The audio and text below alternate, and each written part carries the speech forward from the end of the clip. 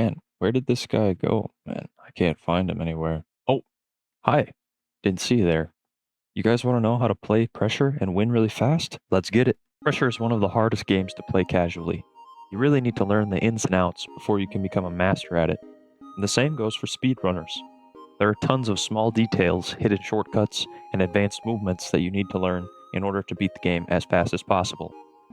I've created a list of 5 topics that I believe will be beneficial in helping you better understand how the game of Pressure can be beaten in record time.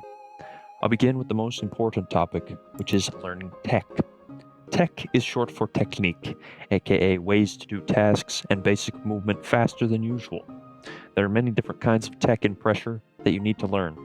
Let's start with the most important technique, called vent tech.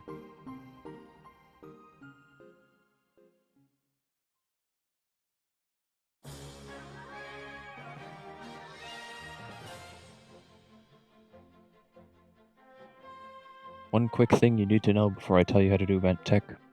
You go to your avatar settings and go to scale. The lower your width is, and I don't know why this is, but the lower your width is, the harder it is to do vent tech. So if you have 100% width, vent tech will be easier than if you have 70% width. The only problem with this is that with 70% width, you swim faster and you can hide in more safe spots. But if you're just practicing vent tech, I recommend using the highest possible width that you can, and then gradually making your way down to 70% if you're trying to go as fast as possible. That's all. I thought I would let you guys know just in case you wanted to know. First of all, what is vent tech? It's a way to go faster through the vent than just crawling normally. This technique allows you to walk through the vent instead of crouch through the vent. And as we know, crouching is much slower than walking. Here is a side-by-side of the speed differences between crouching normally through a vent and doing vent tech. As you can see, even with the small vents, it makes a big difference. Okay, well, how do you actually do it? It's pretty simple. So what you want to do, walk up to the vent, just like this. And then you obviously have to get inside of the vent somehow. So you're going to have to press shift or space or whatever the other button is. And then as soon as you press shift and you're in the vent, you have to immediately press another key that will make you stand up. So in my example, I like to use shift and space because it feels natural for me to do that. And also I like to look down because then it allows me to get into the vent every time. Sometimes if you look up, it won't let you into the vent fast enough. So all you have to do is crouch and uncrouch inside of the vent, and then look straight up in the air like I'm looking. Don't look straight up because then you won't move. Kind of like a 75-degree angle is the fastest way to do it. Yeah, you should be able to walk in the vent instead of crawl in the vent. You do this, and it will save you a bunch of time, and it is actually very useful in many situations. And the good thing about this tech is that once you find one vent, you could practice on it infinitely, and you'll never get chased by monsters in the same room. So once you find a vent, be sure to practice this technique. That's how I learned it for sure. I found a vent and I just practiced on it for like a solid 15 minutes, and then I understood the technique, and now I can do it a lot. So if you find a vent in a room, be sure to use it for practice.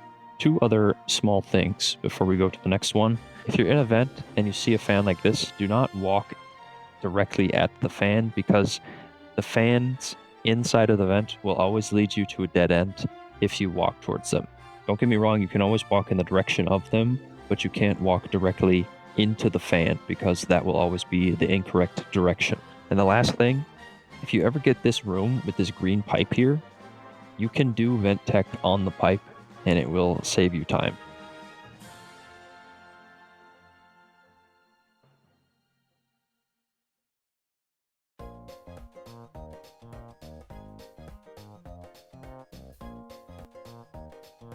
Next tech we're going to talk about is called railing tech. We call it railing tech because usually it's most useful for going over railings, but you can pretty much use it to just climb over a bunch of objects. How do you do railing tech? It's pretty simple. So this is probably one of the most common rooms in the beginning. So if you ever find this room, you could use this to practice. All you do is just go over the railing like this. That's why it's called railing tech. This is the simplest form of tech you could possibly imagine. All you do is press W, look straight, and then while you're pressing W, look down on the railing, and you will go straight over the railing. Like I said, this is probably the easiest technique that has ever been in a video game. You will probably get this within 5 seconds, and then you will be a master at it within 2 minutes. Now, even though it's called railing tech, there are many other places that you can use this so-called railing tech. We should really come up with a better name for it. For example, you could use it to climb up shelves like this and tables like this. There are so many spots where this technique can be useful. I'm not going to list them all here because that would take forever. I will just let you find them yourself. And if you want to practice railing tech, it's really easy. You could literally just practice it inside of the lobby at many locations. You could practice going over this table, practice going over the lockers. You could also practice going over this box. It's a very easy tech to get used to.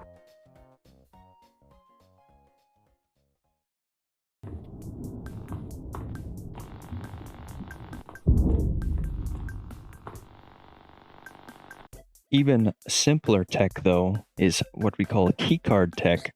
Pretty much all it is that you don't need to loot every door that you walk by. The basics are, every time you enter a key room, there is a key that spawns somewhere that you have to find to open a door.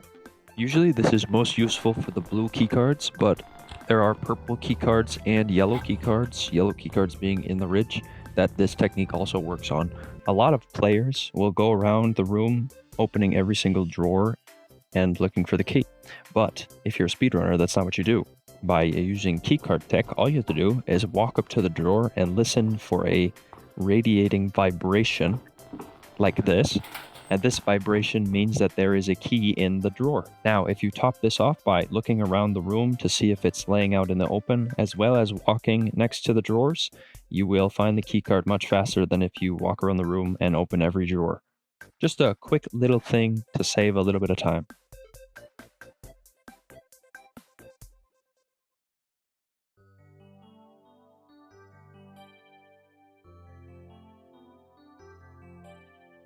Alright, here's a fancy little skip you can do at the searchlights.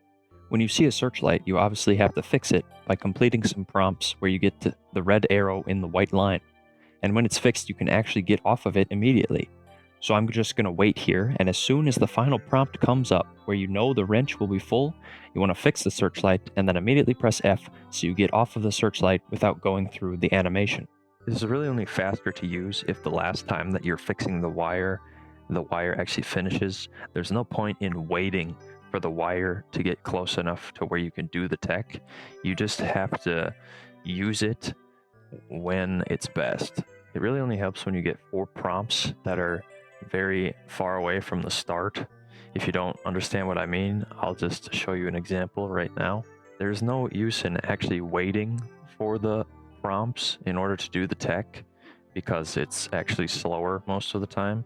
It only really is faster when you're next to a searchlight, when you're next to another searchlight, and you want to look in the direction of that searchlight directly after you fix one searchlight.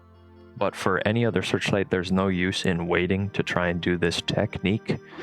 Rather, you should just fix the searchlight normally. All right, I'm going to try and do this without dying here. So go up to a searchlight, fix it once, fix it twice, fix it 3 times. I'm just going to wait so it works. And then as soon as you fix it the 4th time, press F directly after, and you'll be able to move freely without your camera being locked. Here's a good situation where it would be useful to use this tech. So here, I'm going to fix this one real quick. Oops, I'm bad at the game. And as soon as the 4th fix comes in, I'm going to wait, and then I'm going to press F, fix it, and then I can turn and immediately fix the next one. Again, it's not very useful tech, but at least it's something that is sometimes useful, and it's kind of worth learning. But there is a more useful version of this tech at the final searchlight section. During the part where you need to fix wires, you can actually instantly fix them by doing this. First, get as close as you can to the wire with the E prompt still in view. Next, you need to press E and then immediately back up, pressing S, which will bring you out of the original range of the wire. Then just press F to get off of the wire, and the wire should fix itself. You can check if you did the tech correctly if the E prompt has disappeared, as shown here. Be warned, this tech is extremely hard to do consistently, but if you can do it consistently, it saves a crazy amount of time.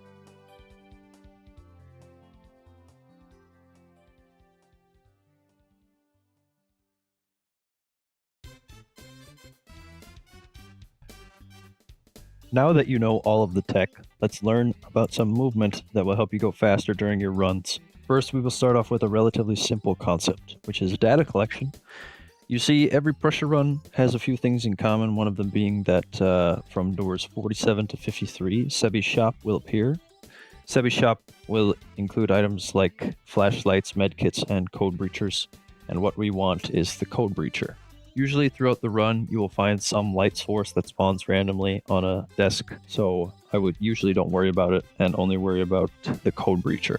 We want a code breacher because if we get a large key room, we could just straight up skip it. The code breacher costs 100 data, so from door 1 to 45, you want to try and collect this in order to buy a code breacher in the shop. Try and collect big amounts of data that are sitting out on the table as opposed to opening drawers, because that wastes more time. It is noteworthy to say that sometimes a code breacher won't spawn in the shop, so if you don't manage to collect 100 data, it doesn't matter that much in the long run.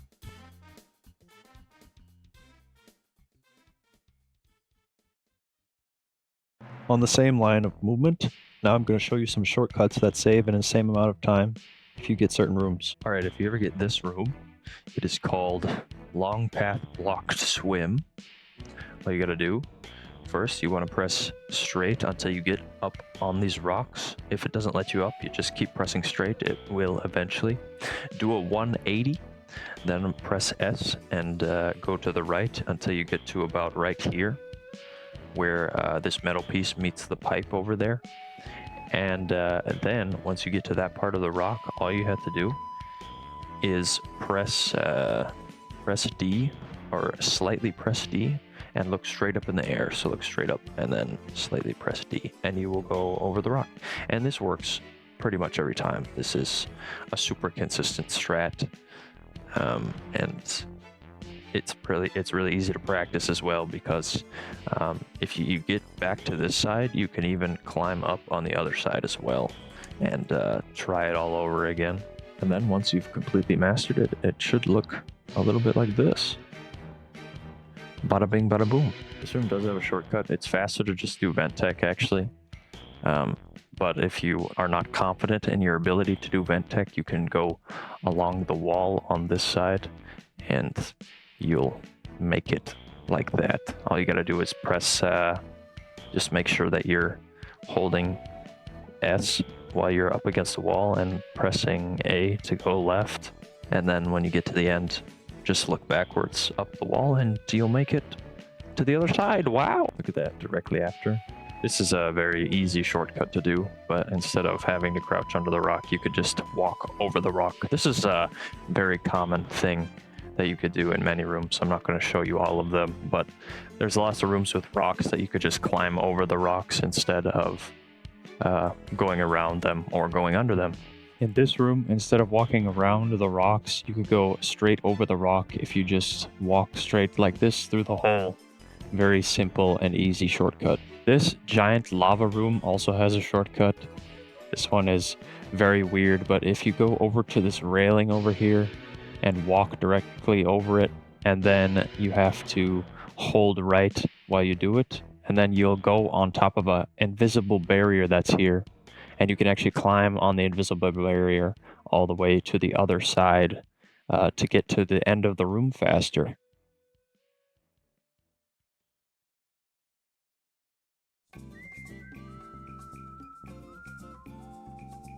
Now we combine the movement and monster knowledge aspect into one here, into a topic called risking. When an entity spawns, you sometimes don't need to immediately hide in a locker and can continue moving up for a couple rooms. The amount of rooms all depends on the different entity though, so let me give you a quick overview of how it should go.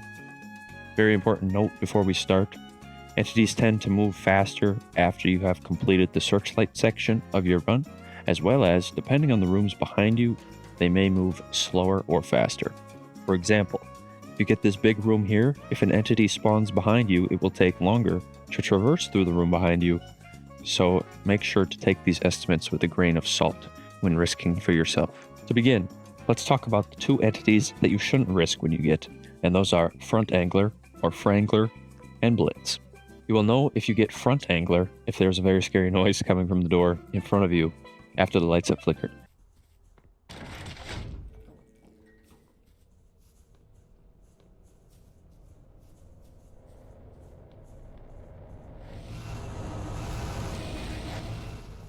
In this case, there's something you can do to quote-unquote risk. Sometimes if there's a locker next to the door, you can quickly open it and then immediately hide in the locker to speed up Angler, therefore giving you less waiting time. You know Blitz has spawned when either you hear this strange wind noise in the background,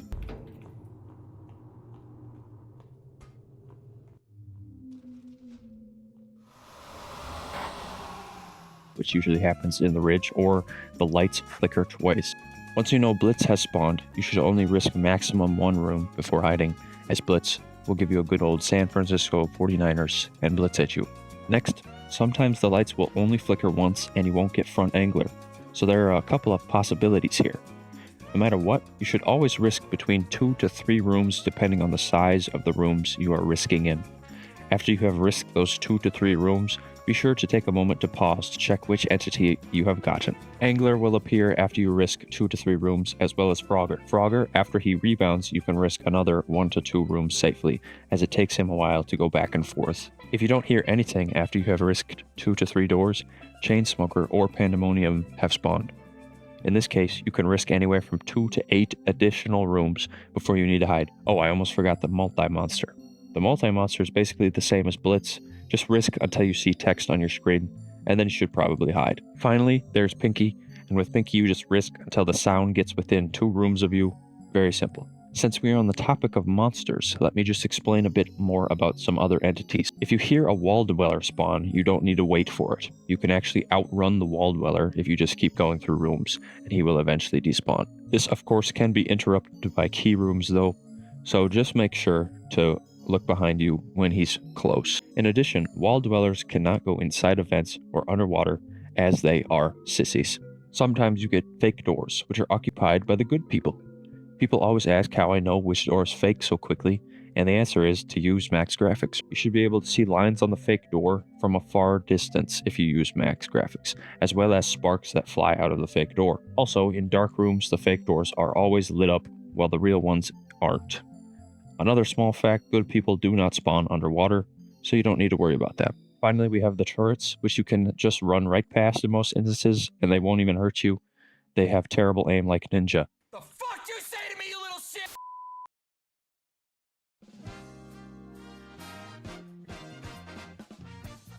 Since you now know how to move through the rooms faster, let's learn about the best way to stop moving with safe spots.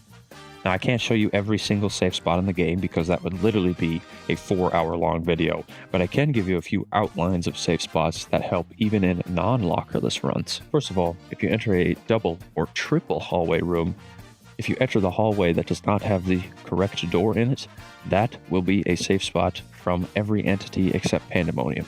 And if there is a locker or shelf, you can always hide behind those and it will become safe from Pandemonium. Next, this one seems obvious, but every single key room has a safe spot in it because all of them have an extra room inside of the room themselves. Every room in the server rooms has a safe spot, so if you're looking to risk a little bit more, be sure to do it inside of the server rooms. In addition, almost every room in heavy containment has a safe spot because there are lots of additional rooms connected to the main heavy containment room, as well as in the rooms where you have to turn, you can hide in the quarters. Almost every vent is a safe spot as well, except for this tiny room here. So if you want to risk to try and get inside of a vent before the entity comes past, you will not die. In addition to that, this red room is completely safe, no matter what. And finally, if you ever get this spider room, it is a complete safe spot. You will never die here. Also, if you ever get Divine, if the room is large enough, you can hide up against the walls, as well as you can hide behind these lockers that spawn here. That's all of the basic safe spot knowledge that I have. Now I'm just gonna show you some cool safe spots across the screen.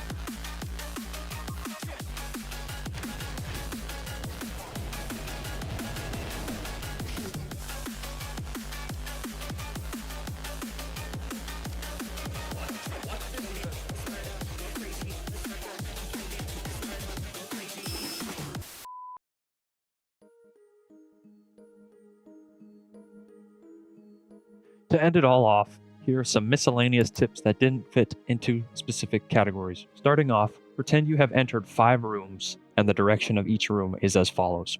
Straight, right, left, straight, straight. Which direction should you expect the next door to be? If you said straight or right, you are, well, right. Whatever direction the room turns, the following rooms will either be straight or the opposite of the direction of the room you're in. So if you turn right and 10 rooms later, you get a room where you have to choose either left or right, the correct door will always be left. This is true 100% of the time, so try and remember the last turn you took, so if you get a room with multiple directions, you know which way to go. Next, remember in the beginning of the video when I said 70% width is better to use? Well, I will say it again.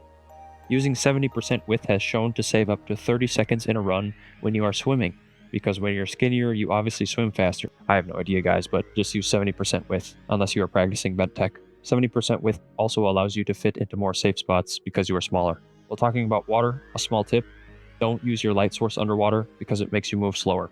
Again, I have no idea why this happens, but just don't use your light sources underwater if you want to go fast. Another small tip, if you ever enter Sebi's shop, always make sure to pick up the keycard first and then buy items. Because when you have a keycard in your hand, for some reason, you buy items faster. And finally, a big skip that you can do was just discovered that allows you to completely skip the door 100 lock and go straight onto the bridge. All you have to do is an OOB clip or an out of bounds clip, which is done by backing up into a corner like this, then flicking to the left about 100 degrees, and then walking across to the bridge. You need 70% width for this to work, by the way, and it's very inconsistent, so you need to practice a lot. Anyway, guys, that's all my tips for now. This definitely isn't all of the tips and tricks, but it's the most important ones for sure. If you made it this far into the video, I would appreciate it if you subscribed, as only 23% of the people who watch me are subscribed. If you guys have any questions, feel free to ask them in the comments, and I'll try to answer to the best of my ability. That's it. See ya. See ya.